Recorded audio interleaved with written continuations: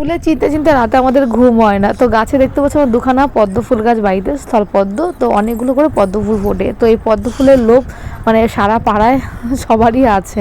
তো এই ফুলগুলো চুরি হয়ে যাচ্ছে। তো রাত্রেবেলা তো ঘুমোতে ঘুমোতে 2:30 বেজে যায়। ভোরবেলা আবার ফুলের চিন্তা চিন্তা ঘুম থেকে তাড়াতাড়ি উঠতে হয়, কিন্তু চোখে ঘুম, তো এদিকে ফুলের দিকে তাকিয়ে দিয়ে গাছে ফুল নেই। তো এই গাছটাতে আগের দিন আমি করি গুনিয়ে দেখেছিলাম 11টা ফুল ফুটবে, কিন্তু গাছে তাকিয়ে দেখি 6টা ফুল আছে, 5টা ফুল নেই। টাকা পয়সা চুরি হয় সেটা মারা যায়, কিন্তু ফুল চুরি হচ্ছে, তাহলে ভাবতে হবে গোবিন্দকে কত সবাই ভালোবাসে। গোবিন্দ সেবার জন্য ফুলও চুরি হয়ে যাচ্ছে।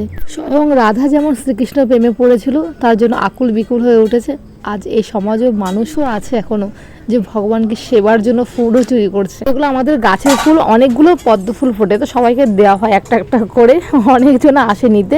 তো আজকে 16টা পদ্ম ফুল ফুটেছে, তার মধ্যে 5টা চুরি হয়ে গেছে, আর কটা আছে সবাইকে দিয়ে। আমার গাছের ফুল গোবিন্দর পায়ে দিতে পেরে ভীষণ খুশি আমি।